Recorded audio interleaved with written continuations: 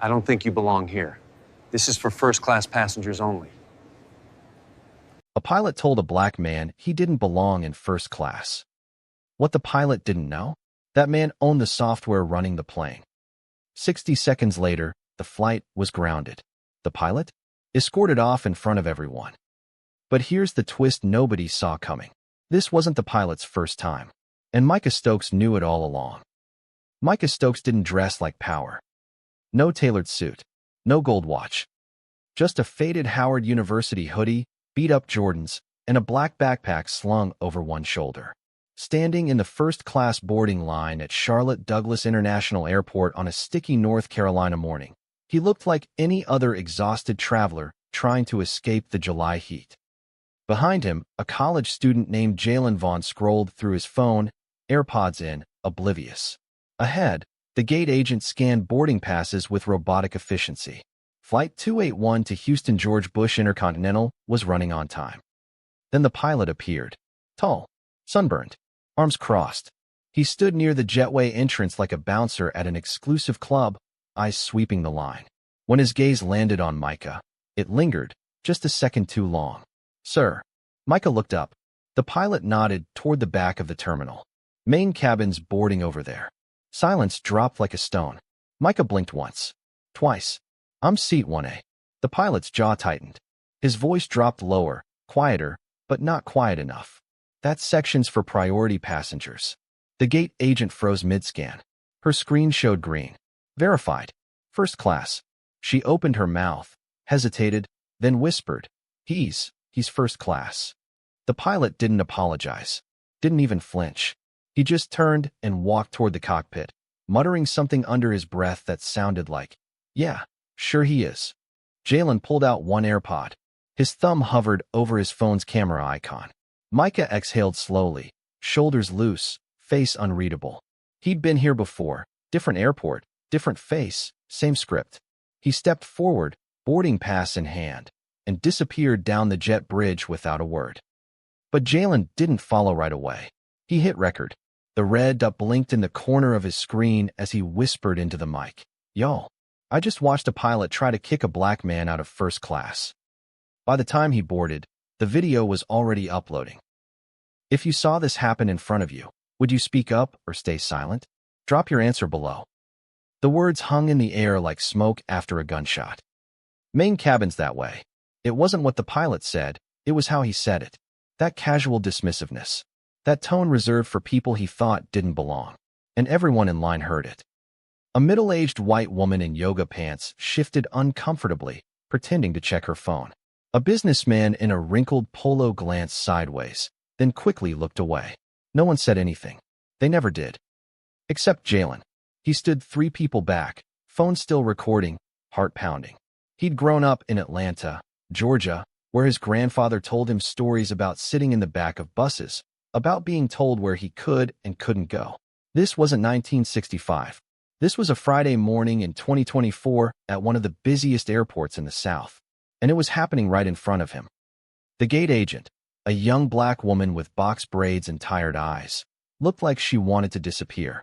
Her fingers trembled slightly as she held the scanner. She'd seen this before, maybe experienced it herself. But challenging a pilot? That was above her pay grade. Micah didn't raise his voice, didn't curse, didn't demand to speak to a manager. He just stood there, calm, still, unbothered. That quiet strength unsettled people more than anger ever could. The pilot finally turned and walked away, his polished black shoes clicking against the tile floor. The gate agent waved Micah through, mouthing a silent, I'm sorry, that no one else could see. Micah nodded once. Professional. Gracious. But Jalen saw something flicker in his eyes. Not rage, not defeat. Something else. Something colder. As Micah disappeared down the jetway, Jalen stopped recording and opened TikTok. His hands moved fast, fingers flying across the screen. Caption: Pilot racially profiles passenger at CLT airport. Watch what happens next. He hit post. 3 seconds later, the first comment rolled in. Then 10 more. Then 100. The plane hadn't even taken off yet, and the storm was already building.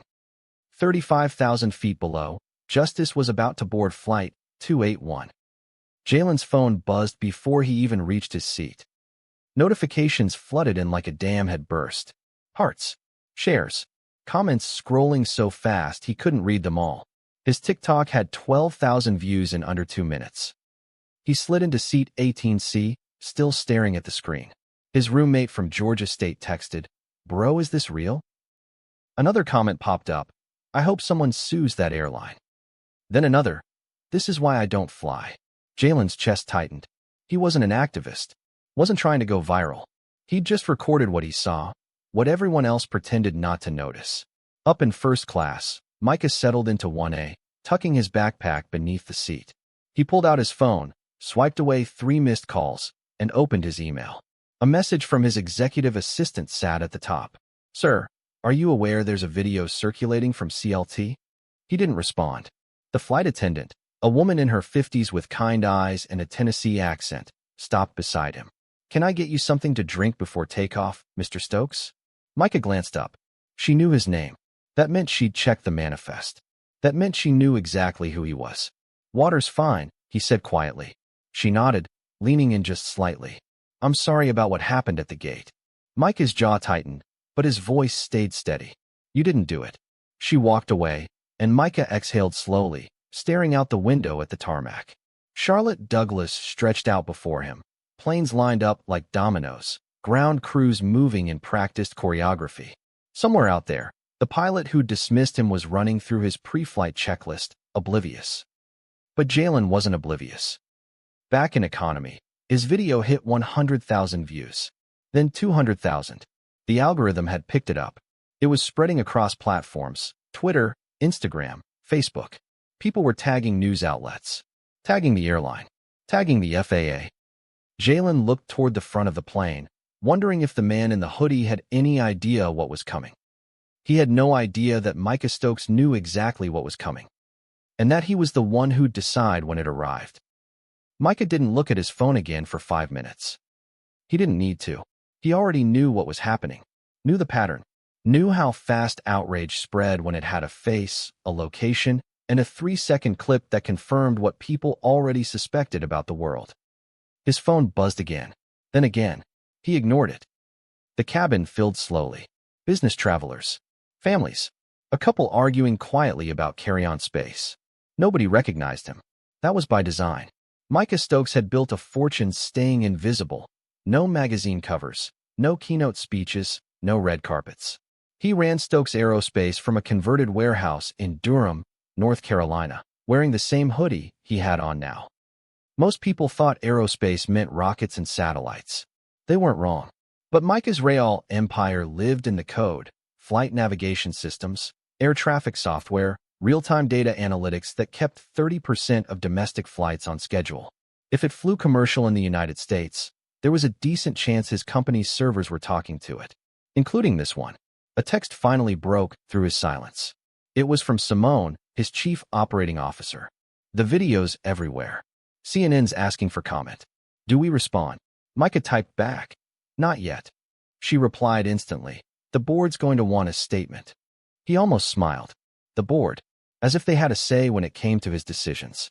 Micah owned 87% of Stokes Aerospace. He was the board. Another notification, this time from his FAA liaison, a man named Kenneth Reed. Wait, no. Kenneth Porter. Micah corrected himself mentally, shaking off the name mix-up. Sir, I'm seeing chatter. Do you need us to step in? Micah stared at the message for a long moment.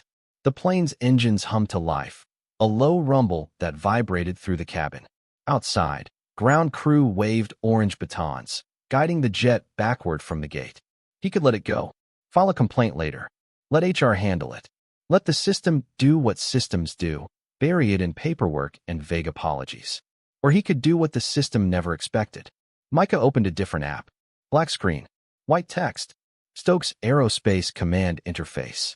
He entered his 6-digit passcode. A list of active flights appeared. He scrolled down. Flight 281, CLT to IH, status, taxiing. His thumb hovered over the screen. One tap, and this flight didn't go anywhere. Would you let it slide, or make them feel it? Comment your move. The plane rolled slowly across the tarmac, engines building power, preparing for takeoff. Out the window, the Charlotte skyline shimmered in the July heat, glass towers reflecting sunlight, highways snaking through the city like arteries. Micah barely noticed. His eyes stayed locked on his phone screen. The Stokes Aerospace interface displayed real-time diagnostics for Flight 281. Fuel levels, altitude, speed, navigation sync. Everything running smooth. Too smooth. The captain's voice crackled over the intercom, warm and rehearsed. "Good morning, folks. This is Captain Hayes. We're number 3 for departure. Should have you wheels up in about 8 minutes. Sunny skies in Houston, 78 degrees. Sit back, relax, and thanks for flying with us today." Captain Hayes. Micah's jaw tightened. He pulled up his company's internal database, typed in the name. 3 results. He filtered by region, Southeast Operations. 1 match. Captain Gerald Hayes. Hired 2019. Based, Charlotte Douglas International. Micah scrolled down. Performance reviews. Flight hours. Incident reports. And there it was. Formal complaint. Filed March 14, 2024. A passenger, black woman, orthopedic surgeon from Memphis, Tennessee, had accused Hayes of making a racially insensitive comment during boarding. The complaint went to the airline's HR department. They forwarded it to the FAA. The FAA forwarded it to Stokes Aerospace as part of a routine audit since the airline used their software. It had been sitting in Micah's compliance queue for 3 months. Pending review. He'd never connected the name to a face. Never thought he'd be sitting on one of Hayes's flights.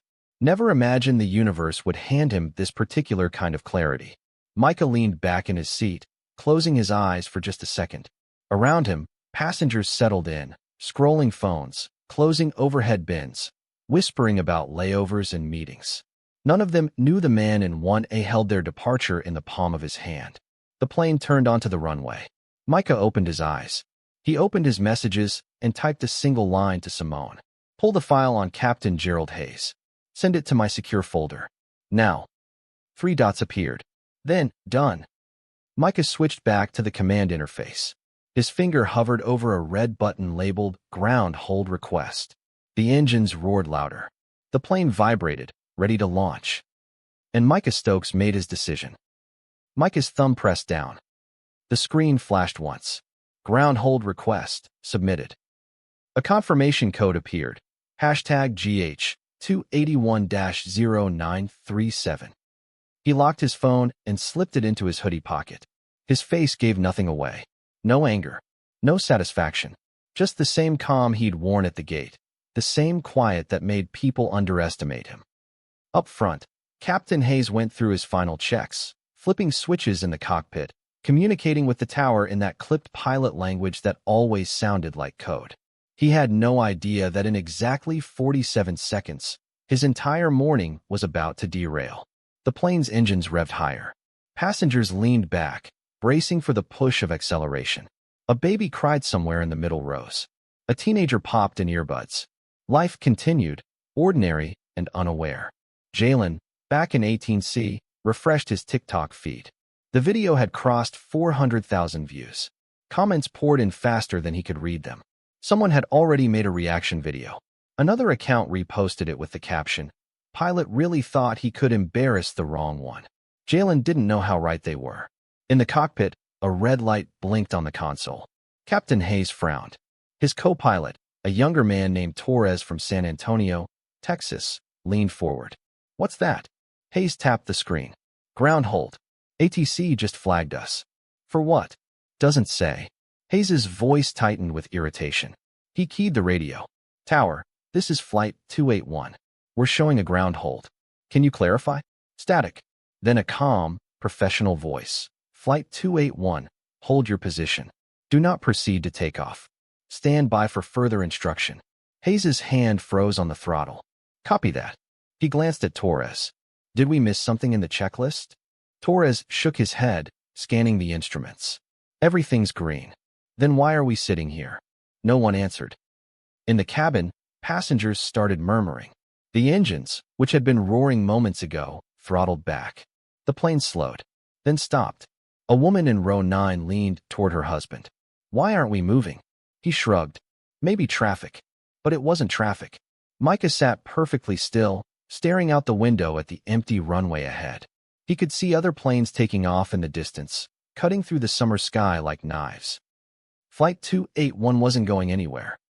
Not yet. Not until he decided it was time. The silence was louder than the engines had been. Passengers exchanged confused glances. A man in a business suit checked his watch. A mother tried to soothe her restless toddler. Somewhere in the back, someone muttered, "Not again." Up front, Captain Hayes stared at the console like it had personally betrayed him. The tower hadn't given him a reason. Just a hold. No timeline. No explanation. Torres unbuckled his seatbelt. "Should I check with the crew?" "Not yet." Hayes's voice was tight. He keyed the radio again. "Tower, Flight 281. Requesting clarification on ground hold. We're showing all systems operational." The response came slower this time. "Flight 281, hold remains in effect. You are instructed to return to Gate Charlie, 7. Ground crew will meet you there." Hayes blinked. "Return to the gate? We're cleared for departure." "What's the issue?" "Stand by." The line went dead. Torres stared at him. "They're pulling us back?" Hayes didn't answer. His hand hovered over the controls, jaw clenched, mind racing through every possible scenario. Mechanical failure? Security threat? FAA audit? None of it made sense. Behind him, the cabin stirred with growing unease. Flight attendants moved through the aisles, smiling tightly, repeating the same script. "Just a minor delay, folks. We'll have you on your way shortly." But no one believed them. Jalen pulled out his phone again, filming the confusion. He whispered into the camera, "Y'all, something's happening. Plane just stopped. We were about to take off, and now they're saying we gotta go back to the gate." He posted it immediately. The comments exploded. "Bro, what's going on? This is connected to that video, I know it. Someone better be getting fired." In first class, Micah sat motionless, hands folded in his lap. The flight attendant passed by, avoiding eye contact. She knew. Maybe not the details, but she knew something was off. The plane began its slow turn, engines whining as it pivoted back toward the terminal. Through the window, Micah watched ground crew scrambling into position, orange vests bright against the gray tarmac. Captain Hayes's voice came over the intercom, strained and professional. "Ladies and gentlemen, we've been instructed to return to the gate due to a procedural issue. We apologize for the inconvenience and appreciate your patience." Procedural issue. That's what they always called it when they didn't want to say the truth. Micah's phone buzzed. A text from Simone. "It's done. Hayes's file is flagged. FAA's been notified." He typed back, "Good." The plane rolled toward the gate, and Micah finally allowed himself the smallest, coldest smile. "If this was you, would you stop here or keep going? Drop your answer." The gate came into view. Charlie, 7. The same spot Flight 281 had left just minutes ago. Ground crew stood waiting, radios crackling, eyes fixed on the approaching aircraft. This wasn't normal. Everyone on the tarmac knew it. Inside the cabin, confusion turned to frustration. A man in row 14 stood up, ignoring the seatbelt sign. "What's going on?" he demanded, voice rising. "I've got a connecting flight in Houston." The flight attendant raised her hands, voice calm but firm. "Sir, please remain seated. We'll have more information shortly." "This is ridiculous," someone else muttered. Jalen kept recording. His TikTok notifications were out of control now. The second video, the one of the plane stopping, had already hit 150,000 views. People were connecting dots. Theories flooded the comments. That pilot messed with the wrong passenger. Someone with power is on that plane. This about to be a movie. They had no idea how close they were. Micah opened his phone one more time. The Stokes Aerospace interface glowed softly in his hands. He navigated to the System Override panel, a feature only 3 people in the company had access to. Him, Simone, and the head of security. On the screen, a single line of text appeared. "System Override. Authorization, Stokes Aerospace. Flight 281, grounded by executive order." Below it, a timestamp, 9:37 and 42 seconds a.m. Eastern Standard Time. Micah stared at it for a moment, then locked the screen. He didn't need to see it anymore. The decision was made. The wheels were already turning. The plane came to a full stop at the gate. The jetway extended with a mechanical groan, locking into place. Outside, 2 airport supervisors in dark blazers approached, walking with the kind of urgency that meant someone important was involved. Captain Hayes unbuckled and stood, his face pale. He glanced back toward the cabin, then at Torres. "Stay here. I'll handle this." Torres nodded, but his hands were shaking. Hayes stepped out of the cockpit and walked down the aisle. Passengers stared at him, some angry, some worried, all confused. He didn't make eye contact with anyone, especially not the man in seat 1A. But as he passed, Micah looked up. Just once. Their eyes met for half a second. Hayes felt something cold settle in his chest. Something he couldn't name. He kept walking. The cabin door opened. The two supervisors stepped inside, badges clipped to their belts. One of them leaned toward the lead flight attendant and whispered something. Her face went white. She nodded, then turned toward the cockpit. "Captain Hayes," she called out, voice barely steady. "You're needed at the gate." Hayes stopped, turned. "What? Now, sir?" The passengers fell silent. Every eye in the cabin followed him as he walked back toward the door, confusion turning to dread on his face. And Micah Stokes, sitting quietly in first class, didn't move. He just waited. The air in the cabin changed. It wasn't something you could see, but you could feel it. That shift in energy when everyone realizes something serious is happening. When polite inconvenience turns into legitimate concern. Captain Hayes stepped off the plane, and the jetway door sealed behind him with a hydraulic hiss. Through the small window in the door, passengers could see him talking to the two supervisors. His arms crossed, his head shaking. Then his arms dropped to his sides. Whatever they told him, it wasn't good. Inside the cabin, people started whispering. Theories multiplied. A woman in row 5 Googled "flight grounded" after takeoff. A teenager in the back scrolled through Twitter, searching for Flight 281. Jalen posted a third video. "Captain just got pulled off the plane. This is insane." The flight attendants moved through the aisles with forced calm, offering water, reassuring no one. Their smiles were tight. Their eyes gave them away. Micah stayed in his seat, back straight, gaze fixed on nothing in particular.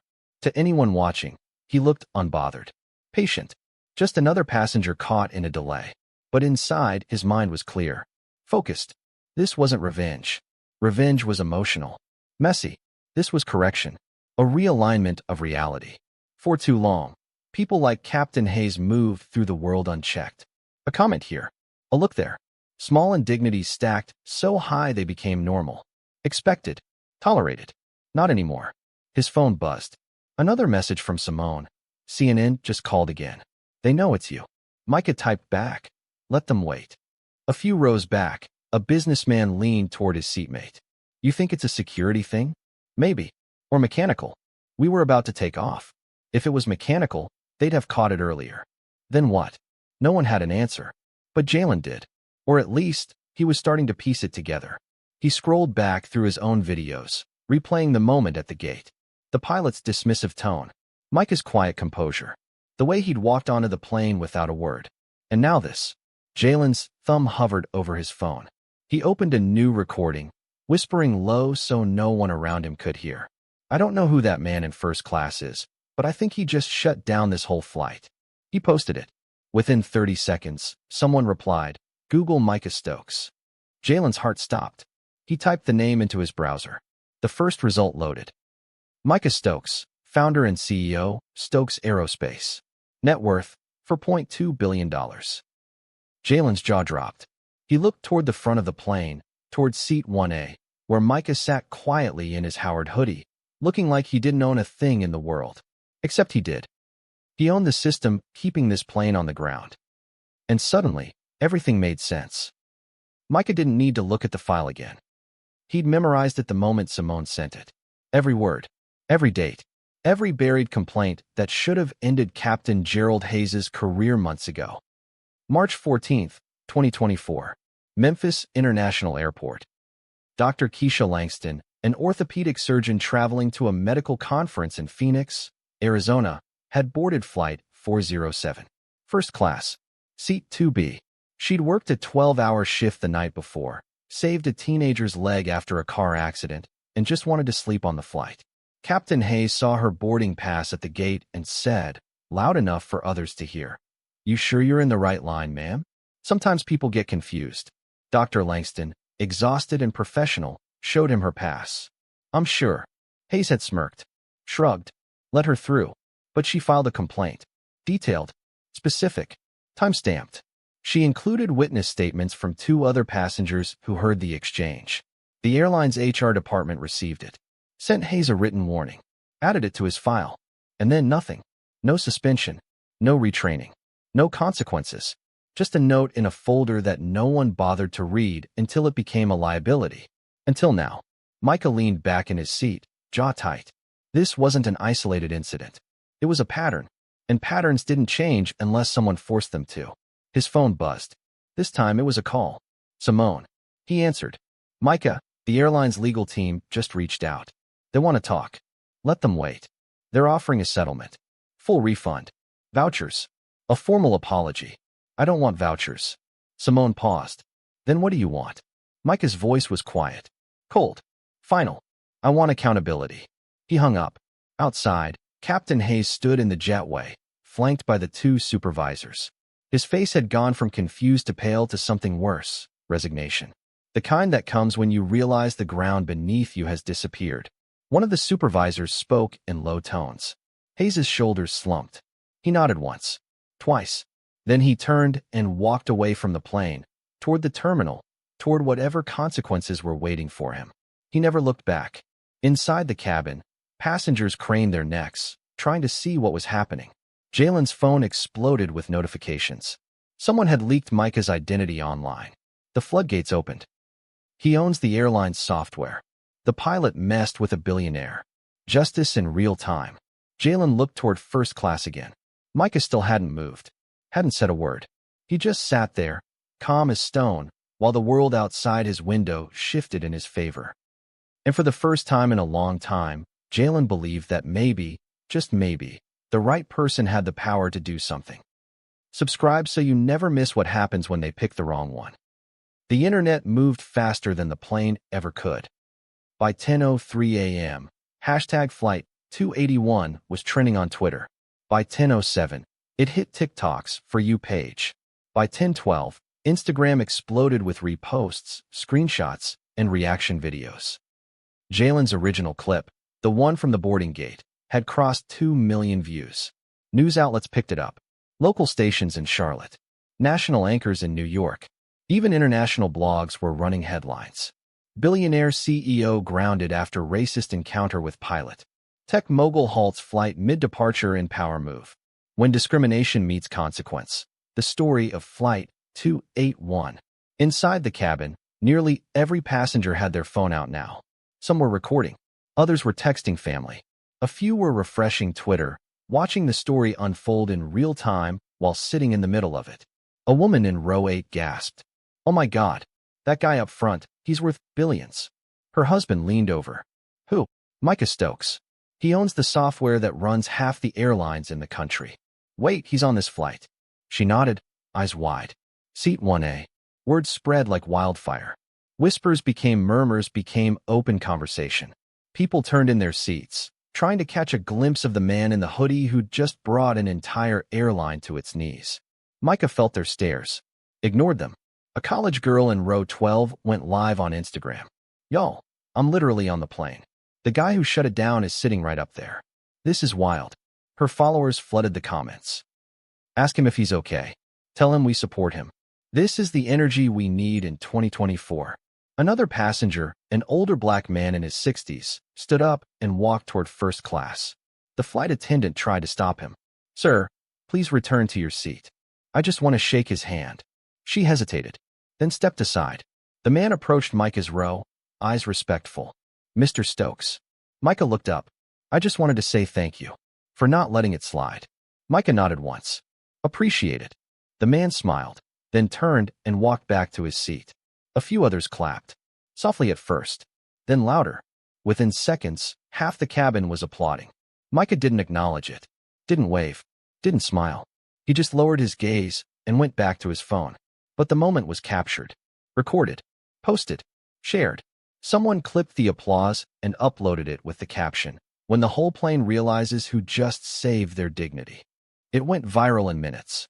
Outside, news vans pulled up to Charlotte Douglas. Reporters scrambled for interviews. Airline reps huddled in emergency meetings. The FAA issued a statement. We are investigating the incident and will take appropriate action. But none of that mattered to the people online. They'd already made their verdict. Justice wasn't delayed anymore. It was live-streamed. The airline's corporate headquarters in Atlanta, Georgia, erupted into chaos. Conference rooms filled within minutes. Executives canceled lunch meetings. The PR team assembled in the war room, laptops open, phones ringing nonstop. On the main screen, Jalen's video played on loop, 2.7 million views and climbing. Susan Trent, the airline's chief communications officer, stood at the head of the table, her voice sharp. How did we not catch this before it went viral? No one answered. She pointed at the screen. That's not just any passenger. That's Micah Stokes. He owns Stokes Aerospace. Do you understand what that means? A junior analyst raised his hand. He owns our navigation software? He owns more than that, Trent snapped. He owns the contract that keeps our fleet operational. If he pulls that contract, we're grounded. Nationwide. Every single flight. The room went silent. Someone from legal spoke up. Can he actually do that? Trent didn't blink. He already did. Flight 281 is sitting at the gate right now because he decided it should be. Another executive leaned forward. What about Hayes? Captain Hayes is being escorted to HR as we speak. His employment is under review. Review? The video's everywhere. We need to fire him. Now. Trent rubbed her temples. We're working on it. But that's not the issue. The issue is damage control. If Stokes talks to the press before we do, we're finished. Her phone buzzed. She glanced at the screen. Her face went pale. What? Someone asked. The FAA just opened a formal investigation. The room exploded. Everyone talking at once. Numbers thrown around. Stock price projections. Legal exposure. Brand reputation. Lost revenue. One of the VPs slammed his hand on the table. How much is this going to cost us? Trent's jaw tightened. Millions. Maybe more. Depends on how far Stokes wants to take this. Across town, at the FAA's regional office in Atlanta, Kenneth Porter sat at his desk, staring at his computer screen. The formal complaint had just come through. Detailed. Time-stamped. Filed directly by Stokes Aerospace. Subject, Captain Gerald Hayes. Violation of Equal Treatment Protocol, Flight 281. Porter had worked at the FAA for 19 years. He'd seen plenty of complaints. Most went nowhere. Passengers got angry, filed reports, and moved on. But this was different. This wasn't a random passenger. This was Micah Stokes. And when someone with that much influence filed a complaint, the FAA didn't just review it. They acted. Porter picked up his phone and dialed his supervisor. We've got a situation. I know. I'm watching the news. What do you want me to do? Open the investigation. Full audit. I want Hayes' entire flight history reviewed. And give me a meeting with the airline's legal team. Today. Porter hung up and pulled Hayes' file. As he scrolled through it, he saw the pattern. March 14th. Dr. Keisha Langston. Written warning. No further action. He shook his head. Should have been handled months ago. Back on Flight 281, passengers were still buzzing. Phones out. Cameras rolling. The flight attendants had stopped trying to calm people down. There was no calming this. Micah received another text from Simone. Airlines offering a settlement. 7 figures. Full public apology. Policy reform. He stared at the message for a long moment. Then typed back. Not enough. At 10:42 a.m., the announcement came. The lead flight attendant's voice crackled over the intercom, strained and apologetic. Ladies and gentlemen, we regret to inform you that Flight 281 has been officially grounded. All passengers will be rebooked on the next available flight to Houston. Please gather your belongings and proceed to the gate desk for further assistance. We sincerely apologize for the inconvenience. The cabin erupted. Are you kidding me? I have a meeting in 3 hours. This is unacceptable. But beneath the frustration, there was something else. Curiosity. Anticipation. Everyone knew this wasn't a normal delay. This was something bigger. Something they'd tell people about for years. Jalen stayed in his seat, camera still rolling. His live stream had 14,000 viewers now. The comments moved so fast he couldn't read them all. Don't stop recording. This is history. Someone better get fired. The jetway door opened again. This time, 2 airport security officers entered, followed by a woman in a dark blazer with an airline badge clipped to her belt. She walked straight to first class. Straight to Micah. She stopped beside his seat, her voice low and respectful. "Mr. Stokes." Micah looked up. "I'm Vanessa Cho, Director of Operations for the airline. I'd like to apologize personally for what happened this morning. We take these matters very seriously, and we're committed to making this right." Micah's expression didn't change. "Is Captain Hayes still employed?" Cho hesitated. "He's been suspended pending investigation." "That's not what I asked." Her jaw tightened. "His termination is being processed as we speak." Micah nodded once. "Good." Cho shifted on her feet. "We'd like to offer you compensation." "I don't want compensation." "Then what can we do?"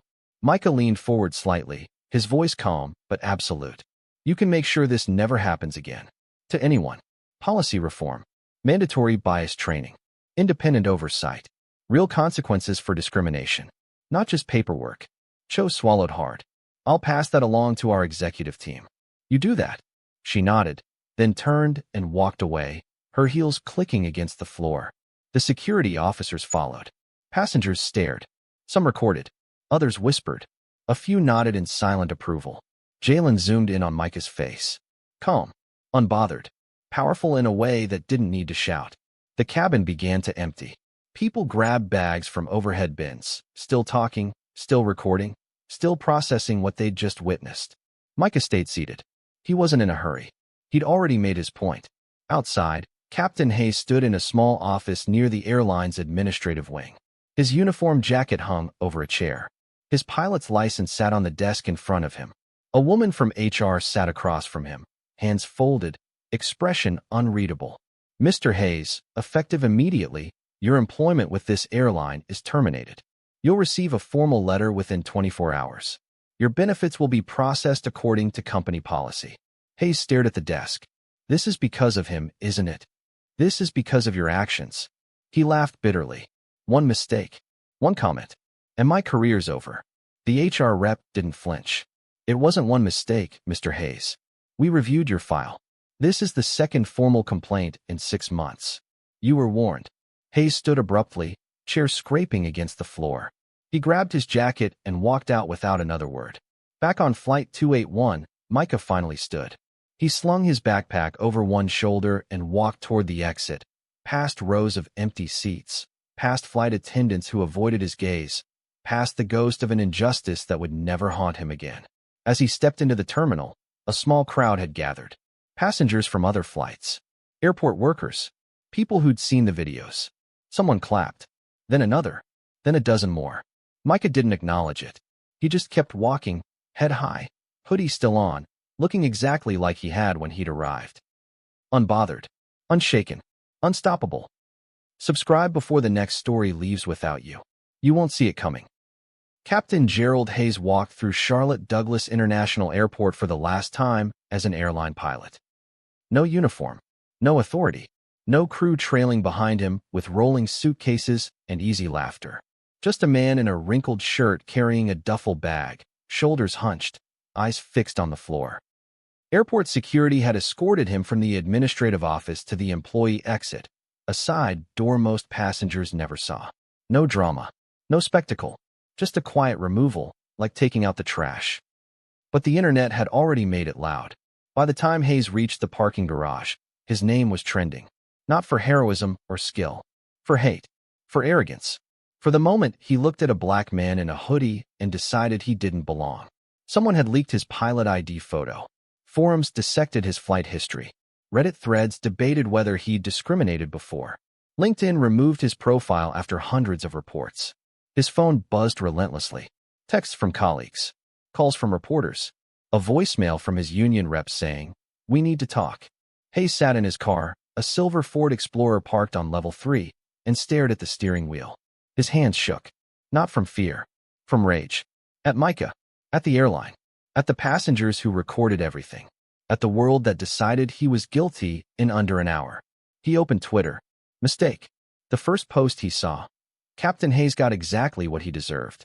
Play stupid games, win stupid prizes. Below it, a photo. Him. At the gate. That exact moment when he'd pointed toward Coach and said, "Main cabin's that way." The replies were merciless. Good riddance. Hope he never flies again. Racism has consequences now.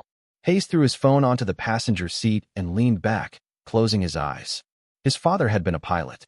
His grandfather, too. 3 generations of Hayes men in the cockpit. And now it ended. Not with retirement. Not with honor. With a viral video and a termination letter. Back inside the terminal, Jalen walked toward baggage claim, phone still in his hand. His notifications had gone nuclear. 3.8 million views. News outlets requesting interviews. A literary agent asking if he wanted to write a book. He stopped near a Starbucks, overwhelmed. A woman in her 40s approached him, smiling. "You're the kid from the video, aren't you?"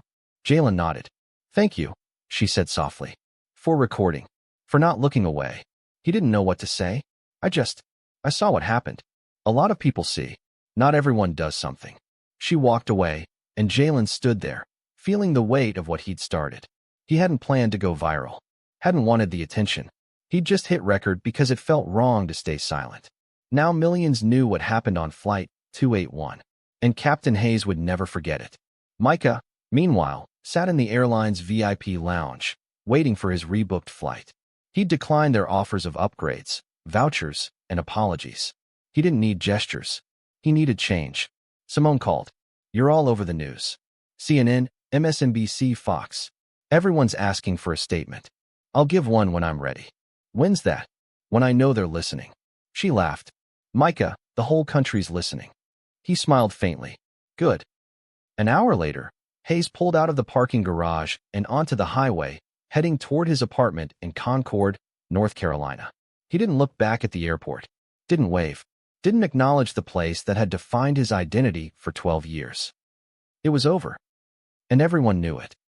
The truth spread through the terminal like electricity. Passengers from Flight 281 gathered in clusters near the gates, still processing what they'd witnessed. Some checked their rebooked itineraries. Others scrolled through social media, watching their own experience become a national story in real time. A flight attendant from another airline walked past, overheard 2 passengers talking, and stopped cold. "Wait, Micah Stokes?" "The Micah Stokes." One of the passengers nodded. "Yeah, seat 1A. The guy the pilot tried to kick out of first class." The flight attendant's eyes went wide. "He owns Stokes Aerospace. They run the navigation systems for half the airlines in the country." "We know. That's why the plane got grounded." She shook her head in disbelief. That pilot had no idea who he was messing with. None of US did. Word traveled fast. Gate agents whispered to TSA officers. TSA officers told baggage handlers. Baggage handlers texted their friends. Within an hour, every employee at Charlotte Douglas knew the story. The man in the hoodie wasn't just rich. He was powerful. And he'd just reminded an entire industry that respect wasn't optional. Inside the VIP lounge, Micah finally opened his laptop. Emails flooded his inbox. Requests for interviews. Statements from the airline's legal team. Messages of support from colleagues, friends, and strangers who'd seen the video. One email stood out. The subject line read, "Thank you." He opened it. "Mr. Stokes, my name is Dr. Keisha Langston. I'm the passenger who filed a complaint against Captain Hayes in March. I wanted to reach out and say thank you for doing what I couldn't, making them listen. When I filed my complaint, I was told it would be handled. But nothing changed. No follow-up. No consequences. Just a note in a file somewhere. Seeing what happened today gave me hope. Not just for me, but for everyone who's been dismissed, ignored, or told they're overreacting. You didn't just ground a plane.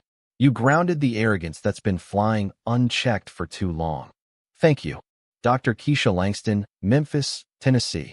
Micah read it twice, then closed the laptop. He didn't respond. Didn't need to. She'd said everything that mattered. Back in the main terminal, Jalen sat near Gate B-12, editing his footage. He'd recorded over an hour of content.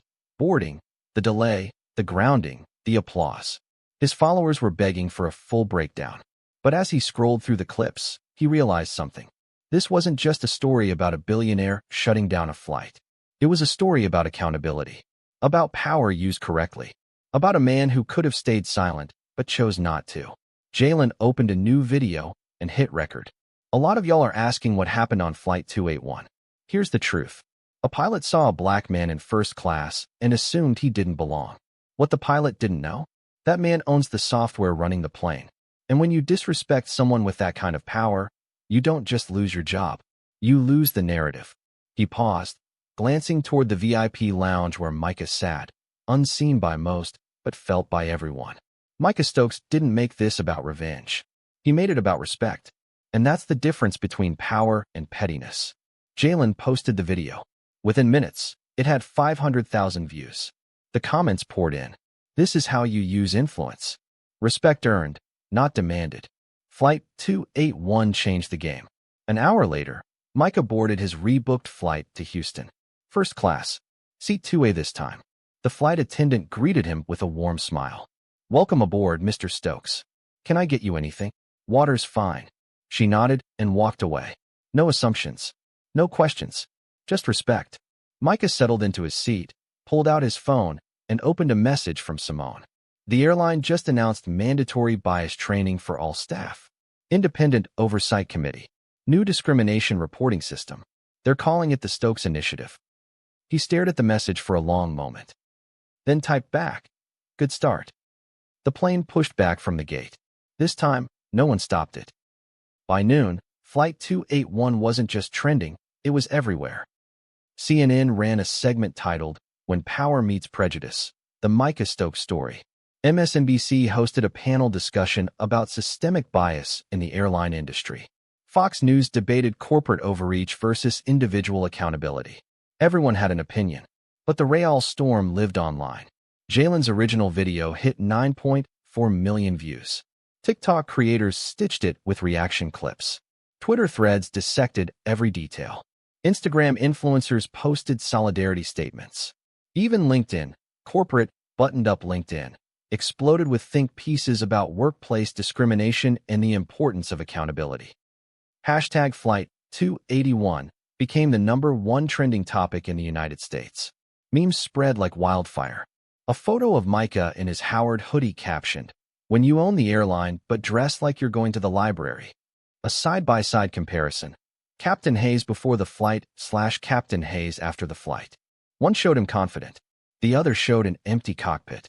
A viral tweet with 400,000 likes. Moral of the story, never disrespect someone in a hoodie. Could be a broke college kid. Could be a billionaire who runs the plane you're flying. The internet wasn't just entertained. It was energized. People shared their own stories. Flight attendants, gate agents, passengers who'd been profiled, dismissed, or humiliated in airports across the country. The comment sections became digital town halls where pain turned into power. One woman from Detroit, Michigan, wrote, "I was told I couldn't afford first class 3 times in 1 year. Maybe now they'll think twice." Another from Los Angeles, California. "This is what accountability looks like. Not apologies. Action." A man from Chicago, Illinois. Micah Stokes didn't just ground a plane. He grounded a culture. The airline's social media accounts went dark. No posts. No responses. Just silence as thousands of comments flooded their pages demanding answers, transparency, and change. Meanwhile, news outlets scrambled for exclusive interviews. TMZ camped outside Stokes Aerospace headquarters in Durham, North Carolina. ABC offered 6 figures for a sit-down. Even Oprah's team reached out. Micah ignored them all. He wasn't interested in fame. He was interested in results. Back in Charlotte, Jalen sat in his apartment, staring at his phone. His follower count had jumped from 12,000 to 890,000 overnight. Brands were sliding into his DMs with sponsorship offers. A podcast host wanted him as a guest. His roommate walked into the living room, eyes wide. "Bro, you're on CNN right now." Jalen looked up. "What?" "They're showing your video. Talking about you. Calling you a citizen journalist." Jalen turned on the TV. Sure enough, there he was, his TikTok playing on a national news broadcast. An anchor analyzed the footage frame by frame, praising his quick thinking and courage. His phone rang. Unknown number. He hesitated, then answered. "Hello. Is this Jalen Vaughn?" "Yeah. Who's this?" "My name's Angela Reed." "Wait. No, Angela Porter. I'm a producer with Good Morning America. We'd love to have you on the show tomorrow to talk about what you witnessed on Flight 281. Jalen's heart pounded.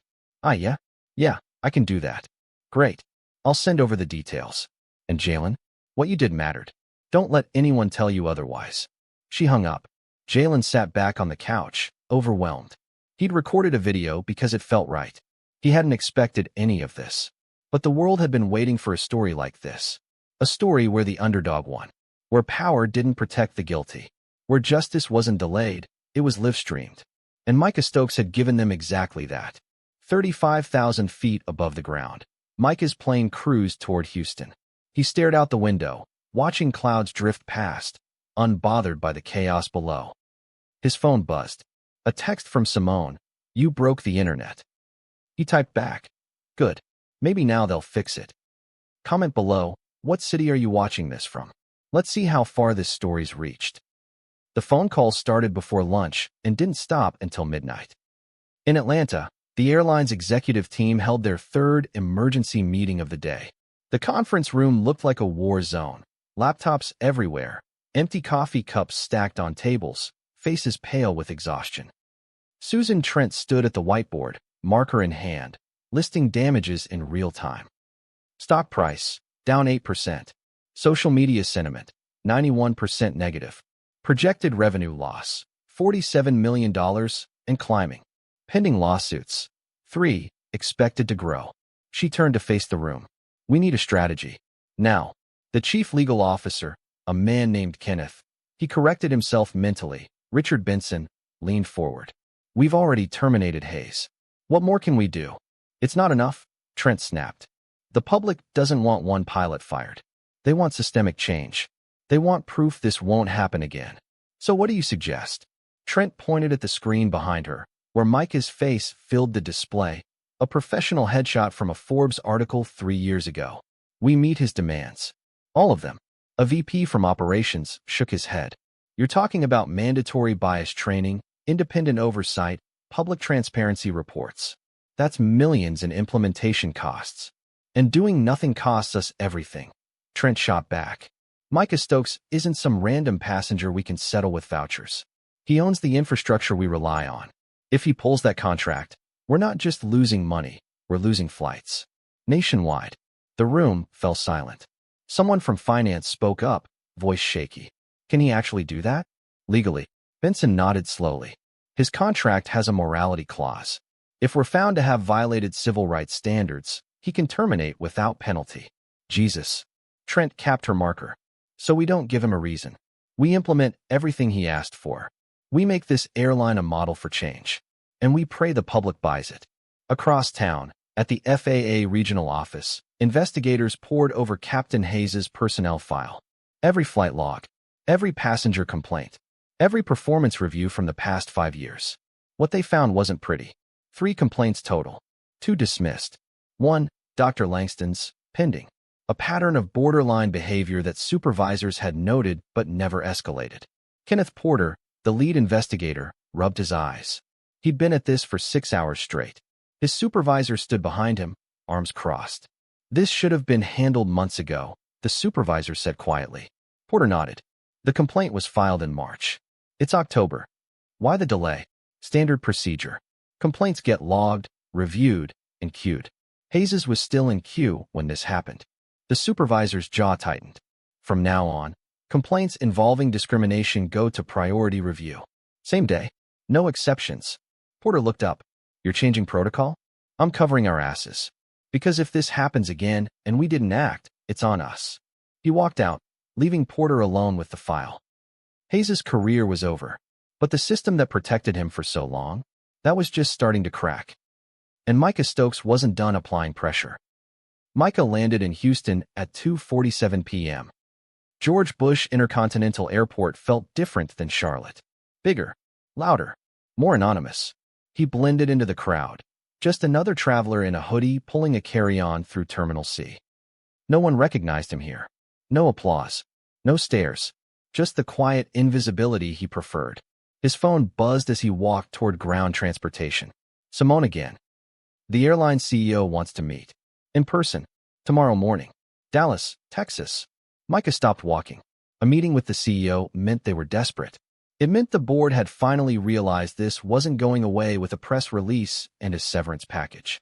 He typed back. "What are they offering?" 3 dots appeared. Then, everything. Full policy overhaul. Independent oversight committee. Mandatory retraining for all staff. Public accountability reports.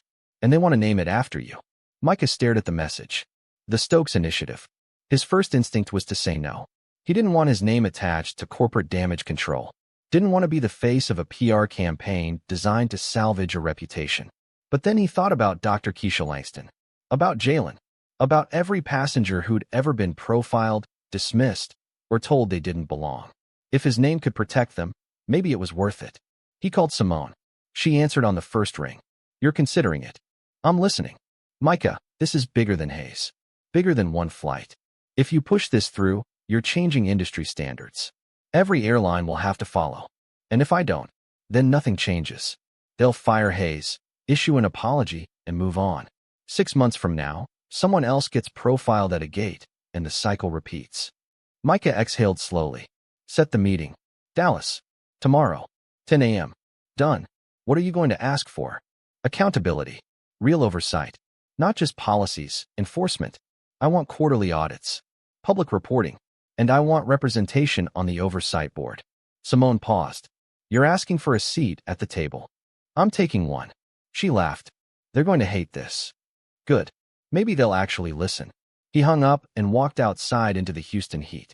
The air was thick, humid, clinging to his skin. He flagged down a rideshare and climbed into the back seat. The driver glanced at him in the rearview mirror. Where to? Downtown. The Marriott. As the car pulled away from the curb, Micah stared out the window at the skyline rising in the distance. Tall buildings. Glass towers. Symbols of power built by people who thought they were untouchable. He'd spent his career staying invisible, building wealth quietly, avoiding attention. But invisibility had limits. Sometimes, the only way to change a system was to make them see you. And now, they had no choice. Micah Stokes wasn't asking for a seat at the table anymore. He was flipping it. The interview aired at 8 p.m. Eastern Time. CNN's main anchor, broadcasting from New York, introduced the segment with a gravity reserved for major events. Tonight, we speak exclusively with Micah Stokes, the tech billionaire at the center of what's being called the most viral moment in airline history. The screen cut to Micah. He sat in his hotel room in Houston, camera angled simply, no studio setup. Still wearing the same Howard hoodie. No makeup. No script. Just him. The anchor's voice came through his earpiece. Mr. Stokes, thank you for joining us. Can you walk us through what happened on Flight 281? Micah's voice was calm, measured. I showed up to board a flight. A pilot saw me in the first-class line and assumed I didn't belong. He told me to go to coach. When I showed him my boarding pass, he dismissed it. Made it clear he didn't believe I was supposed to be there. And what did you do? I boarded the plane. But I also made a decision. I wasn't going to let it slide. You grounded the flight. Micah nodded. I used the resources available to me. My company provides the navigation software for that airline. When I realized the same pilot had a prior complaint for similar behavior, one that was ignored, I knew this wasn't an isolated incident. The anchor leaned forward. Some critics are saying you abused your power, that you overreacted. Micah's expression didn't change. Respect shouldn't require a resume. It shouldn't take a billionaire getting profiled for consequences to happen. The fact that it did proves the system's broken. Silence hung for a beat. What do you want people to take away from this? Micah paused, choosing his words carefully. Power isn't about control. It's about accountability. I had the ability to make sure that pilot faced consequences. But what about the passengers who don't? What about the people who file complaints and nothing happens? That's the real problem. The anchor nodded. The airline has announced the Stokes Initiative, mandatory bias training, independent oversight, public reporting. Are you satisfied with that response? It's a start. But I'll be watching. If it's just PR, people will know. If it's real change, we'll see it in the data. And Captain Hayes? Micah's jaw tightened slightly. He made a choice. He's living with it. I don't take pleasure in someone losing their job. But I take less pleasure in people being disrespected and ignored. The interview wrapped 10 minutes later. Within an hour, clips circulated everywhere. The quote, asterisk, respect shouldn't require a resume, asterisk, became the headline. T-shirts were designed. Memes were made. It wasn't just a soundbite. It was a movement. Jalen watched from his apartment in Atlanta, eyes glued to the screen. He'd been interviewed earlier that day by Good Morning America, but seeing Micah speak, calm, unbothered, powerful, hit different. He opened his phone and typed, "This is what leadership looks like." Posted it. 1.2 million people agreed. Across the country, in living rooms and dorm rooms and office break rooms, people watched. And for the first time in a long time, they believed that maybe, just maybe, accountability wasn't just a word. It was possible. Hit subscribe if you believe respect shouldn't require a billion-dollar bank account.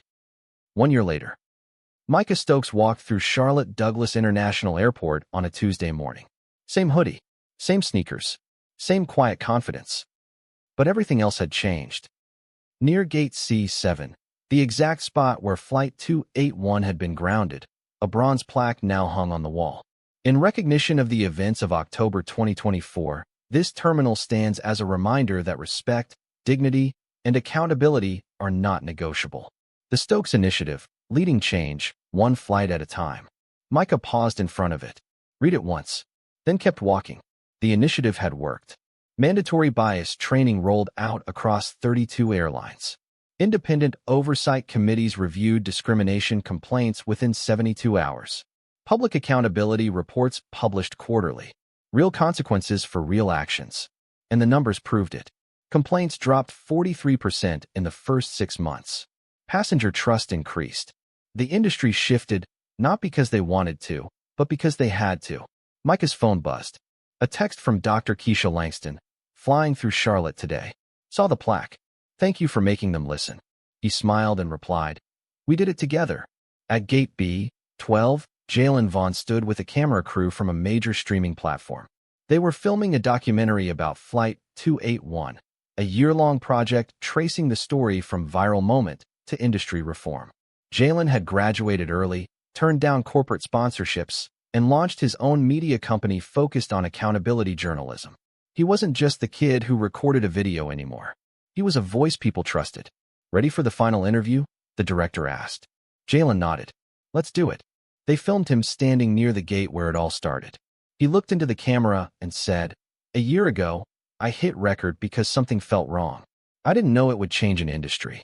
But here's what I learned. Silence protects the guilty. Accountability protects everyone else. The crew wrapped. Jalen checked his phone. A notification from Micah. Proud of you, young man. Keep going. He grinned. Across the terminal, Micah approached the first-class boarding line for a flight to Seattle, Washington. A young pilot, a black woman in her late 20s, stood near the gate, greeting passengers. She saw Micah and smiled. Good morning, Mr. Stokes. Welcome aboard. He nodded. Thank you. No assumptions. No hesitation. Just respect. As Micah boarded, he glanced back at the terminal one last time. The crowds, the noise, the constant movement of people coming and going, chasing connections, chasing dreams.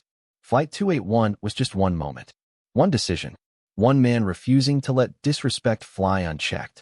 But it proved something the world needed to remember. Power doesn't excuse arrogance. And sometimes, the quietest person in the room holds all the leverage. Micah settled into seat 1A, pulled out his laptop, and got back to work. Not because he needed the attention, not because he craved the spotlight, but because respect wasn't a trend. It was a standard, and he'd made sure the world knew the difference. The plane pushed back from the gate. This time, it took off without delay. What's your biggest takeaway from this story? Drop it below. And if you're not subscribed yet, what are you waiting for?